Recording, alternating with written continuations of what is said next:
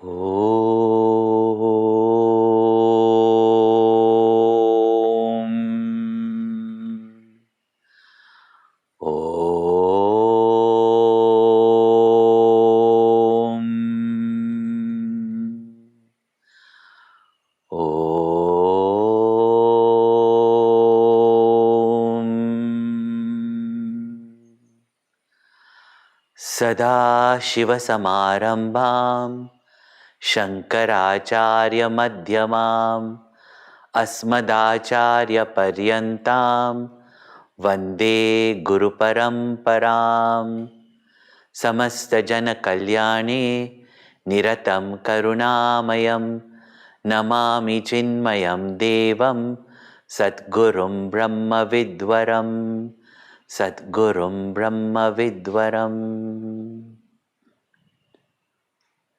Om Shanti Shanti Shanti.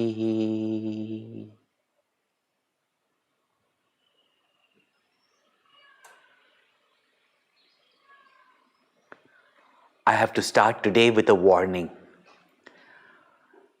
Not only the great Acharya's words would be thundering with facts, but also at this moment, clouds have gathered in the sky and it is obviously going to thunder and storm.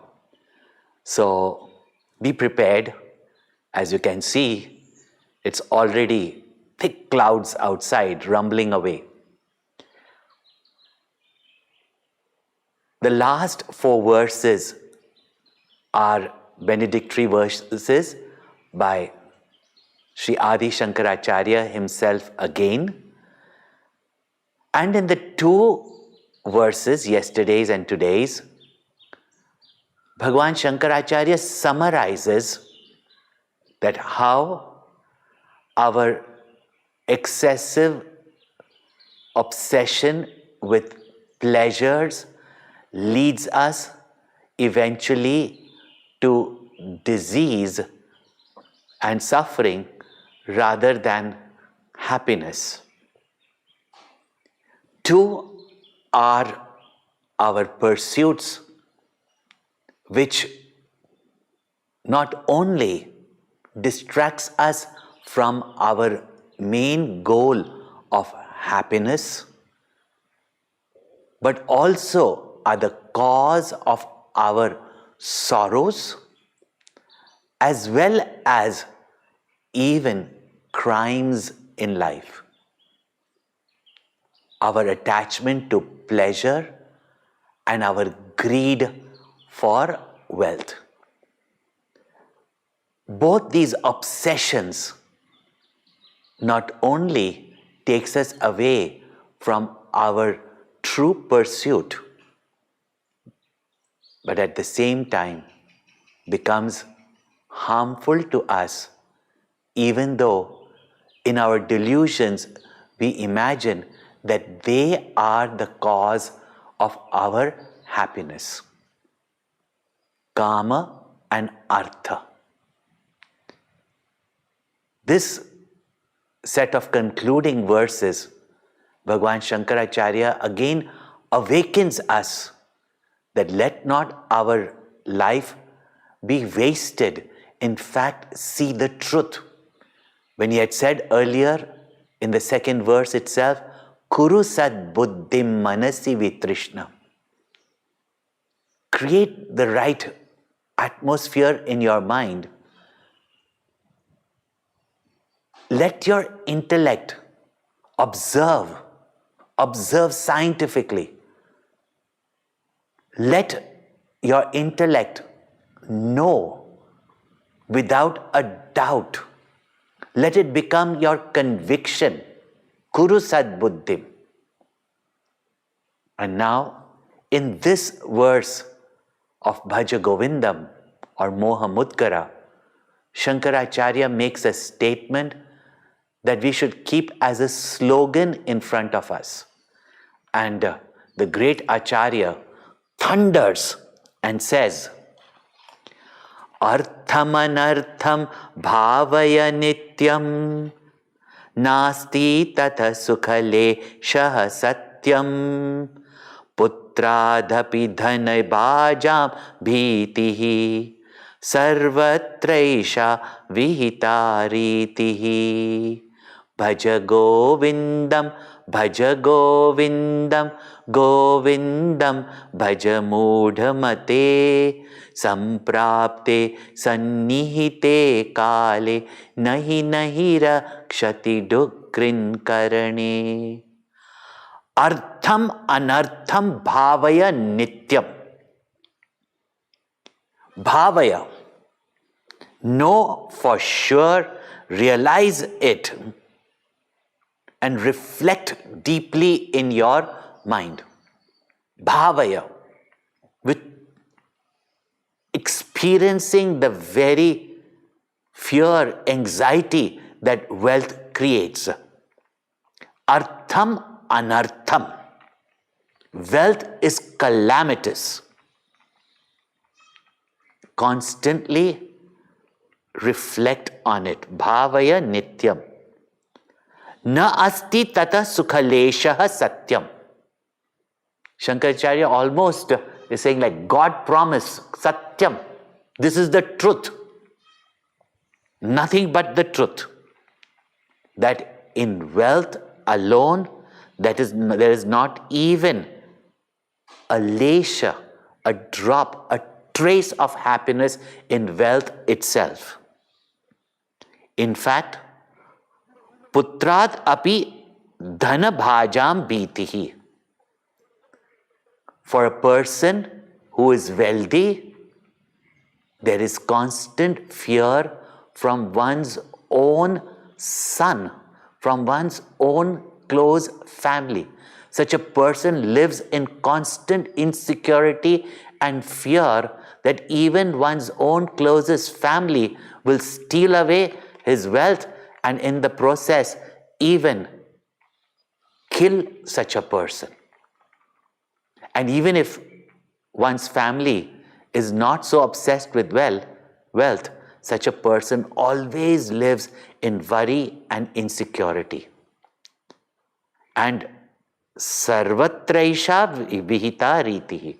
And it is seen very clearly everywhere at all periods of time that the calamities that have taken place, the wars that have been taking place, even in the name of religion, if you might say, it is mainly because of wealth. Therefore, artham anartham bhavaya nityam. Go and see in every law court, family feuds are only for wealth. Most of the crimes are committed for lust, but the majority of the feuds that are there is for wealth. This is the sad fact of life. It's the truth, observe it. And I very often tell people who are constantly engrossed in watching television, you see any of your soap operas, everywhere you will find it is for wealth that such calamities, even in family, in society, in nations, take place. See the history of the world. Artham anartham. Here we go back and reflect on all that the great Acharya has been saying from the beginning of Moha Mudgara to remove our delusion. First and foremost, our culture, our Vedic culture, Sanatan Dharma, Hinduism has not condemned wealth as such. Remember this, it is in this country that we worship wealth as Mother Lakshmi, as we've already said. What was pointed out is that what we have to give up is our greed of wealth. In fact, to produce wealth, very few people can do. And as long as the spiritual values were there, India was considered to be the wealthiest country in the world. In fact, the richest country in the world, where invaders came one after the other, looting the country. But when selfishness comes in, when divisions come in, when greed for wealth and power comes in, everything gets shattered. Everything breaks up. Empires collapse. Therefore, first thing about wealth was pointed out in Moha Mudgara or Bhaja Govindam, that what we have to give up is the greed for wealth. There is enough in this world for each one's need, but not enough in this world for one person's greed. Then it was said that whatever you can earn with your honest efforts, live your life with that wealth. If you earn wealth for pleasures, there will be no end. But we find pleasure with the wealth that we have, then that wealth is not calamitous. Then, where there is wealth, there is jealousy, there is hatred. Excuse me. Thank you for your blessings. Where there is wealth, there is jealousy and there is conceit. There is arrogance, there is pride. Therefore, Bhagwan Shankaracharya had said, Ma kuru dhana jana yauvana garvam. Do not ever become proud about wealth. For wealth never remains with anyone at all times. And never become arrogant, never build your ego on wealth. Because such ego creates for oneself calamities, fears and anxieties. Then what is the good use of wealth? The great Acharya says, Nasti tata sukhalesha satyam. There is not a trace of happiness in wealth itself. It is how we spend that wealth that even we get pleasures. Pleasures that are harmful, pleasures that we can actually enjoy guilt-free. So wealth itself does not have, and our Pujya Gurudev used to say that the money that you have doesn't even have a taste. Except, of course, if it is the Indian rupee, which has been circulated for a number of years and it still survives and has come from a pan bidi shop, that might have some taste. And these days, be very careful when you touch wealth, when you touch money. Nasti tata sukhalesha satyam. It's the truth that there is not a trace of happiness in wealth itself. Therefore, when we share that wealth, that pleasure that comes as joy, harmony, and seeing the joy on the faces of those who needed it, that pleasure, that joy is far, far enriching.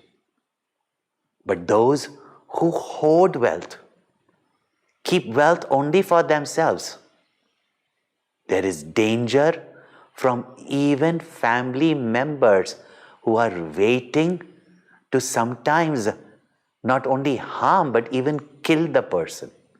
And even if the family members may not be to that extent to loot away the wealth, there's always for such a person the fear, the anxiety that people, including family, is there only for their wealth.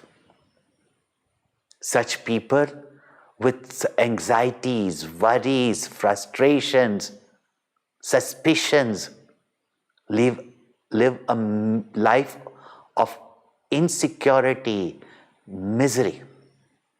Therefore it is said, artham anartham bhavaya nityam.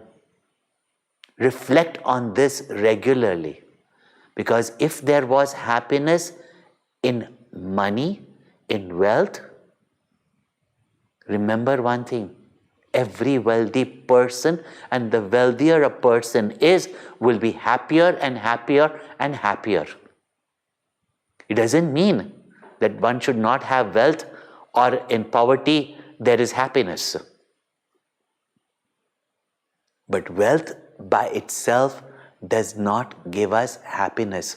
Otherwise we remain so obsessed with wealth that whole life goes either in amassing more and more wealth or hoarding it, keeping it, and mind's energy full of worry, anxieties, insecurities remains so involved that we do not even get time or even that mental capacity to meditate, to aspire for something higher, nobler, greater, which gives greater fulfillment in life. And of course, we lose the opportunity in this life to gain the supreme immortal bliss. Therefore, Upanishads tell us to reflect, kasya svidhanam. Who does this wealth belong to? In fact, wealth, really speaking, is the whole material world, nature. It has come from the Lord, belongs to the Lord. Nidhipati Narayan. Never forget that the Lord of all this wealth is Narayana, Govinda. When we forget that, instead of being a pratinidhi, instead of being a trustee, one begins to think that they possess wealth. The matter of fact is that wealth begins to possess them. To have wealth is a blessing in life. But to be possessed by wealth is a curse. Remember this always. Again, we have seen that wealth has got its own value, it has got its own place, it has got its own necessity in life. But just as, if you remember, we are told, the shoe, however expensive it may be, is not kept on the head, is worn at the feet. Wealth is meant to serve us and serve the society. But when we become a slave to wealth, then such wealth becomes calamitous. Artham anartham. This is so beautifully demonstrated. Ravan also sought Lakshmi. But he wanted Lakshmi without Narayana. For his own lust, for his own power, for his own indulgence, for his own ego. While Hanumanji also sought Lakshmi, Sita, but in the service of Narayana. And look at the difference. that Lakshmi, that wealth, burnt the whole of Ravan's Lanka, and Hanumanji got the blessing from her that Ashta Siddhi Navanidhi ke Data. The great blessing of wealth is to have so much in abundance that you can share and give. Ashta Siddhi Navanidhi ke Data. She blessed him with so much wealth, outer and inner wealth, that he can share in abundance, never feeling deprived, never feeling less, never feeling poor. This is true richness. Ashta Siddhi Navanidhi ke Data, Asvar Deen Janaki Mata. And such use of wealth, Deyam Deena Janaya Chavittam, as Shankaracharya has said, brings us closer to that all-pervading Lord. Ram Rasayan Tumre Pasa Sada Raho Raghupati Ke Dasa.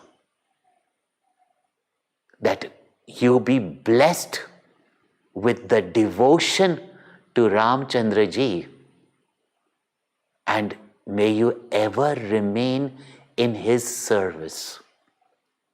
For one who does Janardhan Seva, one who does Jana Seva, Janardhan, Narayana always remains with that person. And as Pujya Gurudev would say, that where one place, the fickle Lakshmi, fickle wealth, who never remains with anyone at all times, moves from kingdom to kingdom, place to place.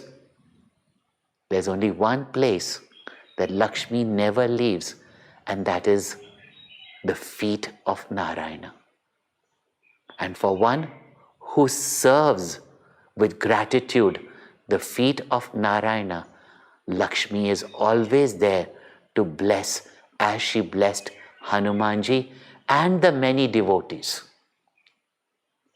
Ashta Siddhi Navanidhi ke Data, Asvar Deena Janaki Mata, Ram Rasayan Tumre Pasa, Sada Raho Raghupati ke Dasa.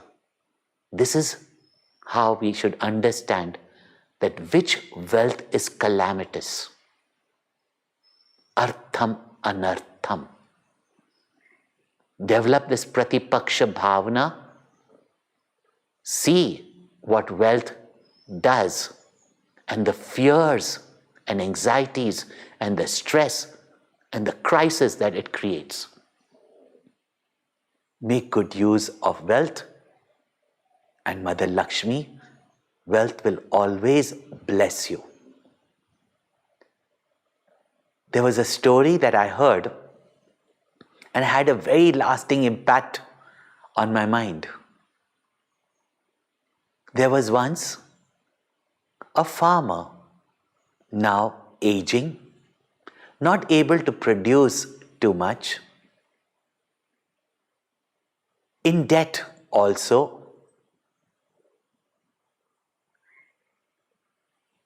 Every day, his wife, early in the morning, would wrap for him in some leaves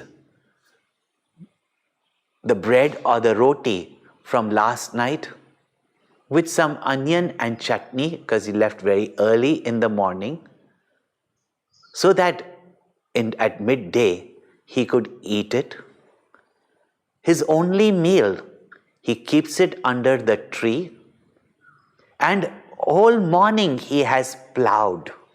He has plowed, sweating, hungry, thirsty. The story goes to say that the devil, Satan, comes around trying to create anger, frustration, people to say some foul word or do something wrong, so that one sinful action and he can lead them to countless such sinful actions. He comes to capture his following. He saw this man and his only meal unattended. He stole the meal, thinking that when he comes there, frustrated, he would start cursing and giving foul language or speaking foul language. Or on the contrary, when this man did not find his only meal for the day after such a hectic activity, the devil was waiting. But on the contrary, he says, "Oh God, thank you for someone more needy has taken my meal." And very happy having got this punya or merit for feeding someone who is more needy than him. Devil went back to hell quite depressed. But he had a young apprentice. Let's call him Hot Stuff. This young apprentice came up to him and said, "Boss, oh boss, normally you've got that sarcastic grin on your face. Why are you so sad today?" He said, devil said that he was out of business. He said, "What? What happened?" He says, "What has come to this world? Satsangatve nisangatva. Every day, even during this COVID time, they are sitting and doing satsang. If the world improves like this calamity that was created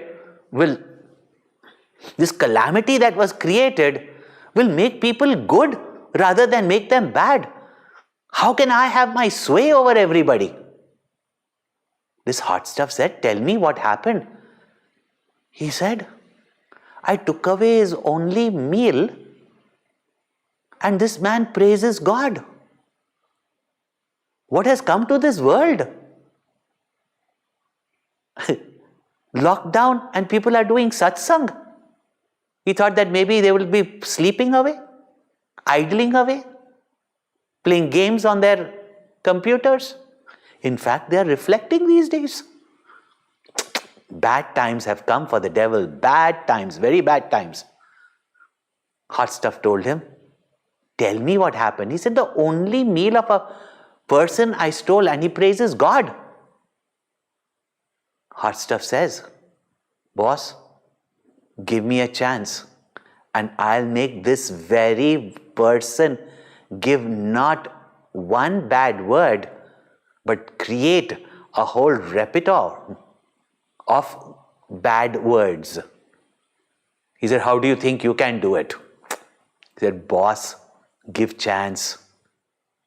And he said, "Okay, give me some time." This boy took a form of a young teenager and went to the farmer and said, "Just give me to work in your field." He said, "But I don't even have money to support my family. How will I give you any wages?" He said, "Don't give me any wages. Just give me whatever food at home and give me the balcony to stay. I will work for you." He also thought that he is old. Now, if he can plow the field, it will be good, which he finds difficult. This young boy, he industriously worked, and that harvest, they had a bumper crop. He was very pleased with him, gave him a good share, but at the same time, Hot Stuff said, "Don't be just satisfied with this. We can have multiple crops this year." He said, "How? Get some fertilizer, get some pesticides, and we will, and we will build." He said, "But how?" He said, "Don't worry, I will show you."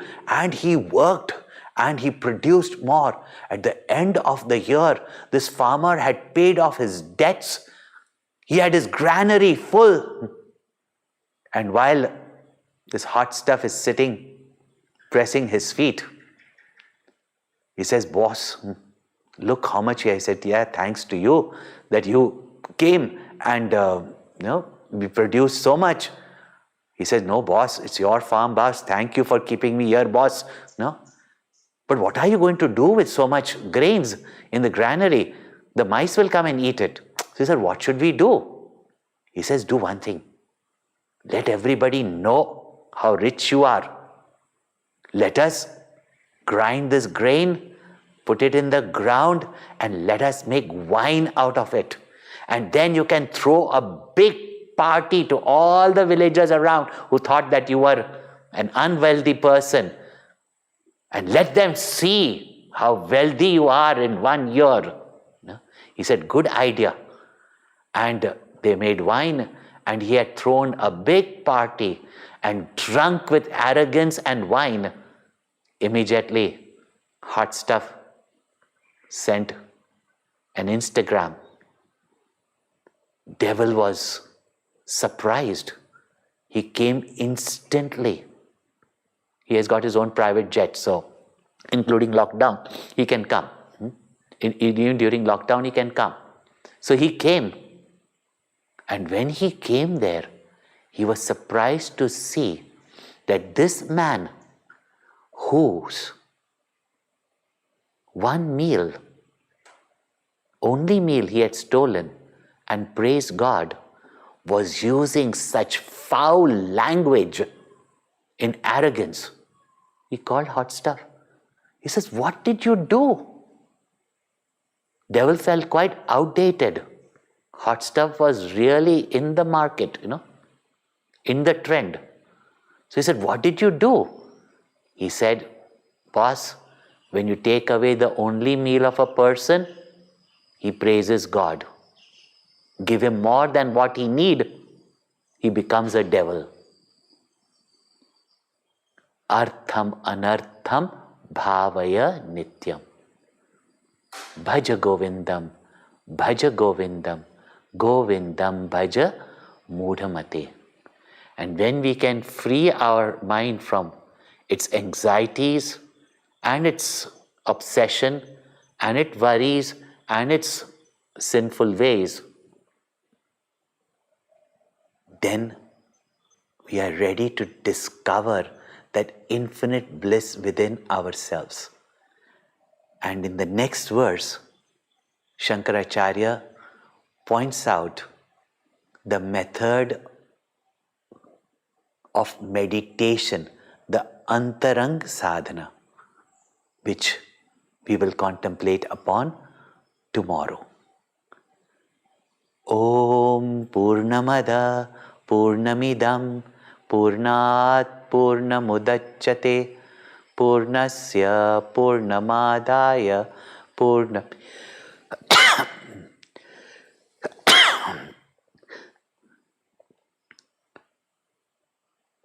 Om Purnamada Purnamidam Purnat Purnamudachyate